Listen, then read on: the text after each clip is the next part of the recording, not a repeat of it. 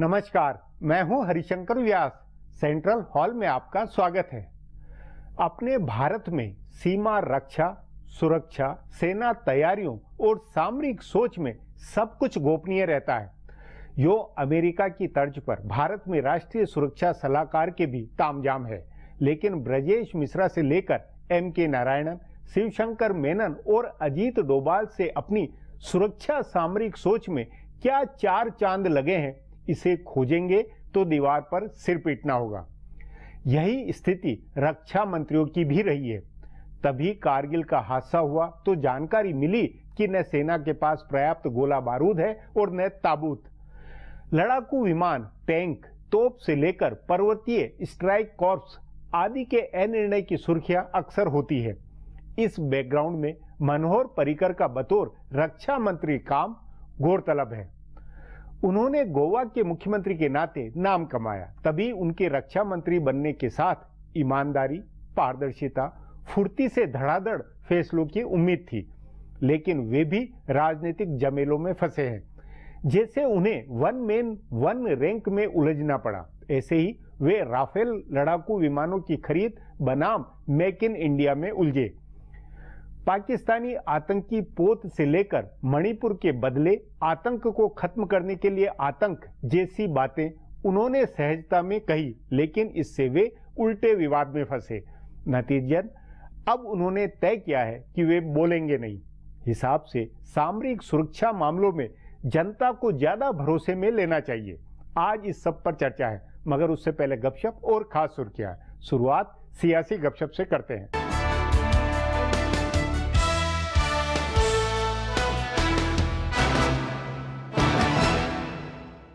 इस बार की जनगणना के आंकड़ों पर जबरदस्त राजनीति होने वाली है। 2011 में हुई जनगणना के साथ साथ एक सामाजिक, आर्थिक और जातीय गणना भी हुई है। केंद्र सरकार ने सामाजिक और आर्थिक स्थिति बताने वाले आंकड़े जारी कर दिए हैं, लेकिन जातीय आंकड़ा रोक लिया है। इसे संसद के मानसून सत्र में पेश किया जा सकता है, लेकिन उससे पहले ही बिहार की दोनों मंडलवादी पार्टियों राजद और जदयू ने इसे जाहिर करने की मांग शुरू कर दी है। राजद प्रमुख लालू प्रसाद ने तो 13 जुलाई से आंदोलन शुरू करने का भी ऐलान किया है। जाहिर है दोनों पार्टियों को ओबीसी आबादी के आंकड़ों से पिछड़ा ध्रुवीकरण की राजनीति में मदद मिलने की उम्मीद है। उनको पता है कि ओबीसी का आबादी का बहुत भारी आंकड़ा सामने आएगा और फिर मंडल 2 की राजनीति आसान हो जाएगी। सवाल है, ऐसे में केंद्र में सत्तारूढ़ भारतीय जनता पार्टी क्या करेगी? बताया जा रहा है कि पिछली जनगणना में जाहिर हुए धर्म आधारित आंकड़े भी जारी किए जा सकते हैं। कुछ दिन पहले इसका कुछ हिस्सा लीक हुआ था, जिससे पता चला था कि पहली बार देश में हिंदू आबादी 80% से नीचे चली गई है, जबकि ईसाई और मुस्लिम आबादी में तेजी से इजाफा हुआ है। शिवसेना ने कल कहा कि मुस्लिम आबादी 24% की दर से बढ़ी है। धर्म आधारित आंकड़ा जारी होने के बाद इस पर राजनीति तेज होगी और तब भाजपा को उस आधार पर ध्रुवीकरण का फायदा मिल सकता है। भूमि अधिग्रहण विधेयक पर विचार कर रही साझा संसदीय समिति में जो कुछ हो रहा है उससे सरकार घिरती जा रही है। समिति के सामने जितने लोगों और संस्थाओं ने अपना पक्ष रखा है, उनमें से 90% से ज्यादा ने एनडीए सरकार के विधेयक का विरोध किया है और 2003 में यूपीए के बनाए कानून का समर्थन किया है। इससे कांग्रेस का हौसला बढ़ा है। कांग्रेस के सदस्य इस मामले पर समिति में भाजपा को अलग थलग करने की राजनीति कर रहे हैं। सरकार के समर्थन और विरोधी दोनों छत्रप समिति के भीतर इस मामले पर कांग्रेस के साथ हो सकते हैं। फिर कांग्रेस अंतिम रिपोर्ट में इसके सामने पेश किए गए सारे सुझाव शामिल कराने का दबाव बनाएगी, जिन पर संसद के भीतर बहस होगी। जाहिर है कि 90% सुझाव विधेयक के खिलाफ है, तो सरकार उसे कैसे न्याय संगत ठहराएगी। दूसरे समिति की रिपोर्ट पेश करने की अवधि आगे बढ़ा दी गई है। अब यह रिपोर्ट मॉनसून सत्र के पहले हफ्ते में नहीं आएगी। इसे अगस्त के पहले हफ्ते में पेश किया जाएगा। उसके बाद इस पर चर्चा कराकर पास कराने के लिए बहुत कम समय बचेगा। तीसरे, संघ से जुड़े संगठनों का विरोध कायम है, तभी बिल के हर क्लॉज पर अलग अलग विचार करने की राय बनी है और इसमें बहुत ज्यादा समय लगेगा। सो बिल साझा संसदीय समिति में ही अटका रह सकता है। कांग्रेस उपाध्यक्ष राहुल गांधी 10 दिनों की छुट्टियों से लौटकर फिर सक्रिय हो गए हैं। उन्होंने लौटने के बाद पार्टी महासचिवों के साथ बैठकर आगे की रणनीति बनाई। बताया जा रहा है कि राहुल की जन चेतना यात्रा को लेकर पार्टी नेताओं के बीच चर्चा हुई है। पहले ये यात्रा उत्तर प्रदेश में निकलने वाली थी। कांग्रेस सूत्रों से बताया गया था कि राहुल गांधी प्रधानमंत्री नरेंद्र मोदी के चुनाव क्षेत्र वाराणसी जाएंगे और वहां से पूर्वी उत्तर प्रदेश के कई इलाकों में जन चेतना यात्रा निकलेगी। राहुल खुद पूर्वी उत्तर प्रदेश के कुछ हिस्सों में पदयात्रा करने वाले थे। कांग्रेस पार्टी अब इस योजना को बढ़ा रही है। बताया जा रहा है कि अब जन चेतना यात्रा कई राज्यों में निकलेगी। असल में कांग्रेस ने राहुल गांधी की पदयात्राओं का आकलन कराया है। लोगों के रिस्पांस से कांग्रेस का हौसला बढ़ा है। पार्टी नेता मान रहे हैं कि स्थानीय स्तर पर पार्टी कार्यकर्ताओं में जोश लौटा है और जहां राहुल की पदयात्रा हुई है वहां संगठन ठीक से काम करने लगा है। कांग्रेस नेता चाहते हैं कि उनको अध्यक्ष बनाने की घोषणा से पहले कुछ और राज्यों का दौरा करा दिया जाए। पार्टी के जानकार सूत्रों का कहना है कि कांग्रेस कार्य समिति की बैठक करके इस महीने के आखिर में या अगले महीने की शुरुआत में राहुल गांधी के नाम की घोषणा की जा सकती है। सितंबर में वैसे भी पार्टी का अधिवेशन होना है और नए अध्यक्ष का चुनाव होना है। अब आज की सुर्खियां ये लीक से कुछ हटकर है और इनसे देश की दशा दिशा को बूझ सकेंगे।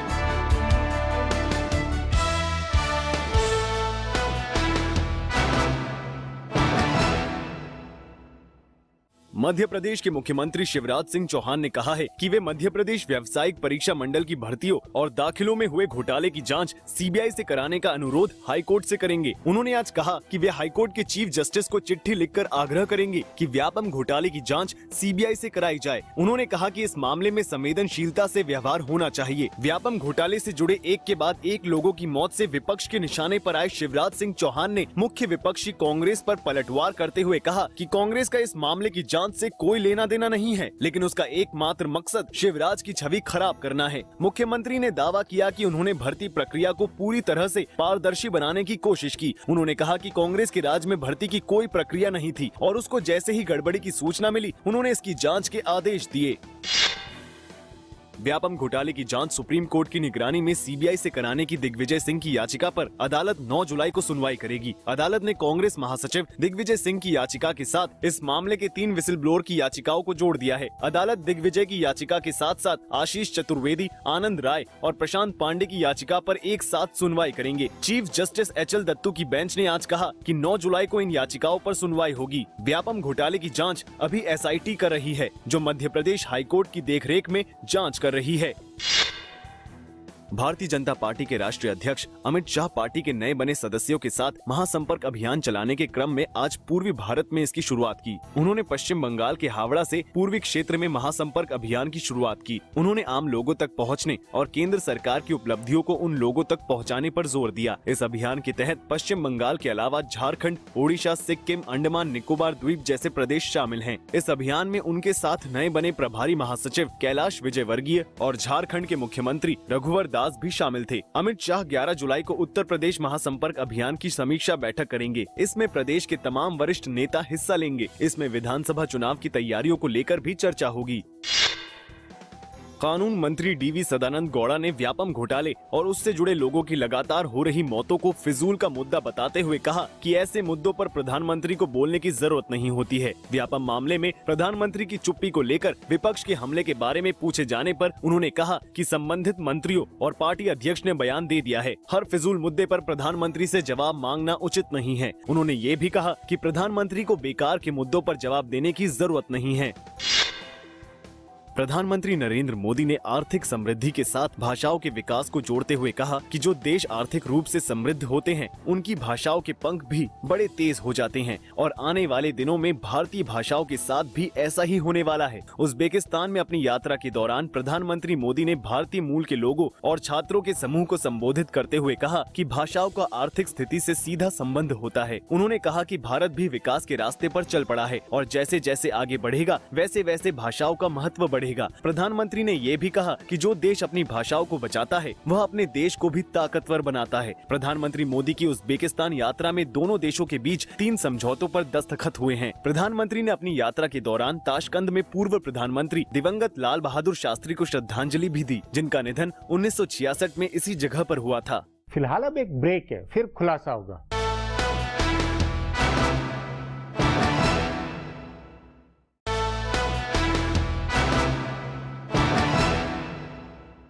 पिछले दिनों रिपोर्ट आई थी कि कई तरह के गोला बारूद और गोलियों का भी सेनाओं के पास पर्याप्त भंडार नहीं है। सचमुच भारत की रक्षा तैयारियों, खुफिया तंत्र में हार्डवेयर, सॉफ्टवेयर और मैन पावर की कमियां हैं, तो लीडरशिप का भी संकट रहा है। इस पर आगे चर्चा करें उससे पहले देखें मेरा ये खुलासा।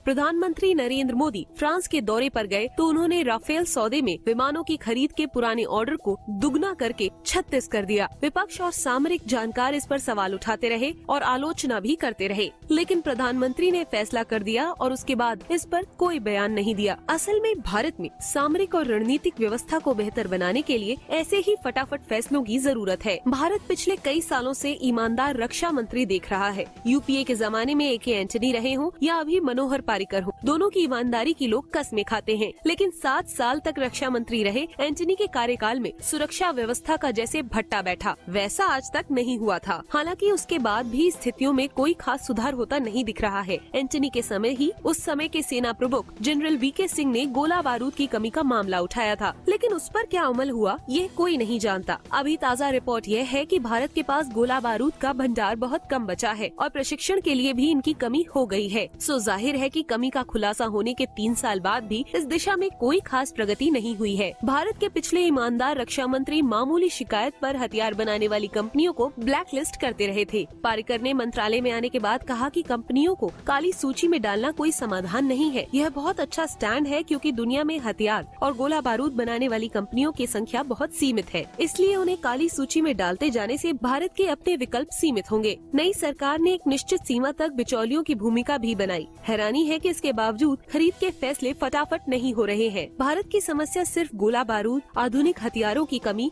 और खराब प्रशिक्षण का नहीं है, बल्कि खुफिया तंत्र की भी है। पूर्वोत्तर भारत में आतंकवादियों ने सेना की एक टुकड़ी पर हमला करके दर्जनों जवानों की हत्या कर दी। हालांकि उसके बाद सेना ने तत्काल कार्यवाही करके म्यांमार की सीमा में स्थित आतंकवादियों के शिविर नष्ट किए, लेकिन सेना के 1.5 दर्जन जवानों का मारा जाना खुफिया तंत्र की बड़ी विफलता थी। जानकारों का मानना है कि ऐसा इसलिए हो रहा है क्योंकि सुरक्षा प्रतिष्ठान खुफिया तंत्र को मजबूत करने पर बहुत ध्यान नहीं दे रहे हैं। याद रखने की बात है कि कारगिल का पूरा मामला खुफिया तंत्र की विफलता का ही था। रक्षा मंत्री मनोहर पारिकर को इस मंत्रालय में लाने का चौतरफा स्वागत हुआ, लेकिन आने के बाद से ही वो लगातार विवादों में फंसे हैं। अहमदाबाद से आगे समुद्र में पाकिस्तानी नौका नष्ट करने का मामला हो या आतंकवाद के मामले पर कांटे से कांटा निकालने का विवादित बयान हो, वे सामरिक और प्रतिरक्षा मामलों से ज्यादा विवादित बयानों से चर्चा में रहे। ऊपर से पूर्व सैनिकों के 1 रैंक 1 पेंशन का मामला ऐसा है जिसमें पूरा रक्षा प्रतिष्ठान उलझा हुआ है। पूर्व सैनिक कई हफ्तों से दिल्ली के जंतर मंतर पर धरने पर बैठे हैं और सरकार कोई रास्ता नहीं निकाल पा रही है। सो कहा जा सकता है कि रक्षा मंत्रालय की राजनीति हावी रही है और ठोस बुनियादी चीजें हाशिए में गई हैं।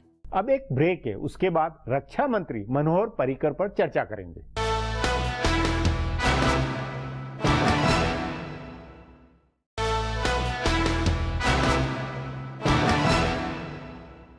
हिसाब से नरेंद्र मोदी सरकार को सुरक्षा रक्षा सेटअप को नया अंदाज देना चाहिए। जनता को विश्वास में लेते हुए पारदर्शिता की नई तस्वीर पेश करनी चाहिए। अपने विजन, अपनी नीति जनता को समझानी बतानी चाहिए, पर इसमें दिक्कत भी है। इस पर चर्चा के लिए आज मेरे साथ वरिष्ठ पत्रकार प्रभु चावला है।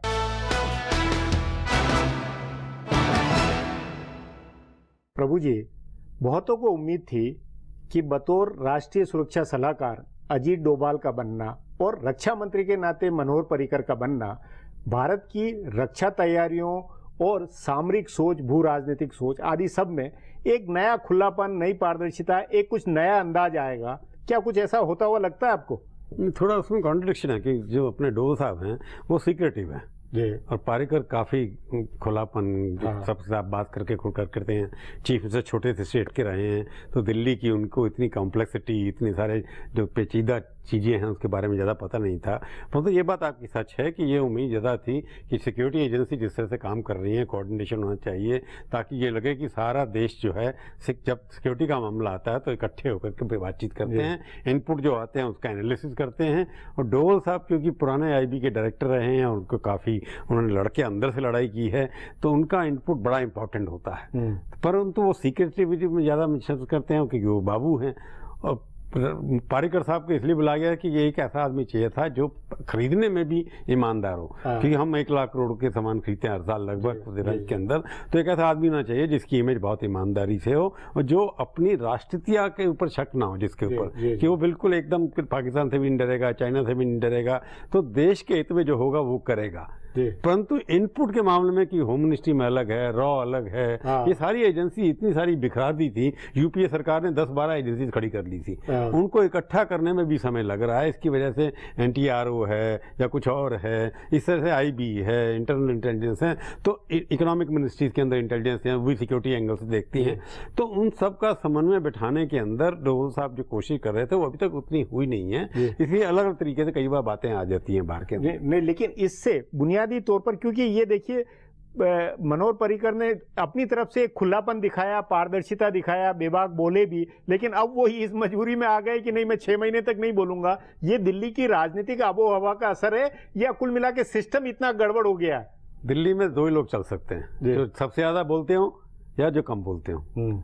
तो मोदी जी ने बोलना कम कर दिया थोड़ा सा, पिछले कुछ दिन में देखा होगा, पत्रकारों से मुलाकात की, और पारीकर क्योंकि खुले दृष्टि का गोवा में रहे, वहाँ खुल के सब बात करते हैं, परिवार है वहाँ तो एक छोटा सा, तो दिल्ली की ऐसी है कि कुछ भी बोलो उसका इंटरप्रिटेशन लोग अपने हिसाब से भेज देते हैं, तो उनकी बातों का, ओपनपन का, उनके खुलेपन का दुरुपयोग उठाया जा रहा था, जिसकी वजह से उन्होंने कुछ जैसे रेफरल डील हो गई, रेफरल डील प्राइम मिनिस्टर ने वहाँ पर अनाउंस की, उनको कॉन्फिडेंस जरूर होगा, जो मेरा मानना है कि ऐसा कभी नहीं हो सकता कि बताने की फाइलें तो वहीं से मूव होनी है, तो उसके बाद हर किस्म की स्पेकुलेशन शुरू हो गई। तो कई बार ऐसी चीजें होती हैं जिसमें जवाब देना ठीक नहीं रहता डिफेंस के मामले के अंदर, जैसे एंटनी साल थे, बोलते ही नहीं थे कुछ भी, उनको जब बोलते थे कुछ समझ में ऐसे भी नहीं। लेकिन अपने रक्षा मंत्रियों का ट्रैक रिकॉर्ड ये कि बिल्कुल नहीं बोलते रहे, लेकिन कुछ एक यहाँ बोलने का सिलसिला, भले वो पाकिस्तान की पोत आई है तब बोलने का बात हो या आतंक का जवाब आतंक, ये कुछ बोलने का एक तरह से लहजा बोलना तो जरूरत है। डिफेंस मिनिस्टर बहुत कम बोलते रहे, जॉर्ज फर्नांडिस को छोड़ करके जब वो बने थे तब वो ज्यादा बोलते थे, क्योंकि उनका बोलने की आदत थी, वो समाजवादी पार्टी के थे जिनके लोग बोलते रहते थे। प्रणब मुखर्जी रहे 2 साल के लिए, उन्हें कुछ नहीं बोला, जसवंत सिंह कुछ रहे, वो भी नहीं बोलते थे। तो डिफेंस के अंदर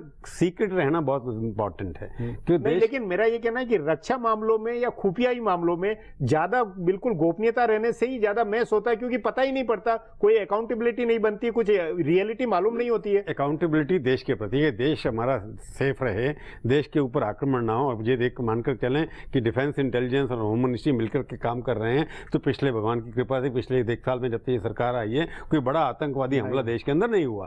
इसका कहीं ना कहीं दोनों ताकतें मिलकर के अच्छा काम कर रही हैं। जहां भी कुछ होता है, जैसे आज देखा नॉर्थ ईस्ट के अंदर 5 किलो की आईडी पकड़ी गई, एक अटैक उन्होंने किया, वो इंटरनल आतंकवादियों ने किया, बाहर से कोई आक्रमण नहीं हुआ, ना घुस पाया। कश्मीर के अंदर भी काफी शांति रही है, छोटे मोटे दुर्घटना होते रहे। इसका मतलब यह है कि वो बोलते हुए भी सीक्रेसी मेंटेन कर रहे हैं, और उनकी कोऑर्डिनेशन अभी तक उतना अच्छा जितना होना चाहिए उतना नहीं है, परंतु पहले से बहुत बेटर है। कुल मिला के रक्षा और सामरिक मामलों में गोपनीयता रहनी चाहिए, मौन रहना चाहिए, बिल्कुल रहना चाहिए। आप मानते हैं इस बात को? मानकर अगर उसको लीक कर देगा अपनी स्ट्रेटजी को, अगर आप प्लांट करना है, मिसगाइड करना है, उतना ठीक है, उसके लिए हमारे पास पत्रकार बहुत हैं ऐसी बातें जो आपसे सुनकर के छाप भी देंगे, और कुछ और लोग भी हैं जो सामरिक मार्ग को अपने आप को एक्सपर्ट कहते हैं, कॉलमिस्ट हैं, वो लिख भी देंगे।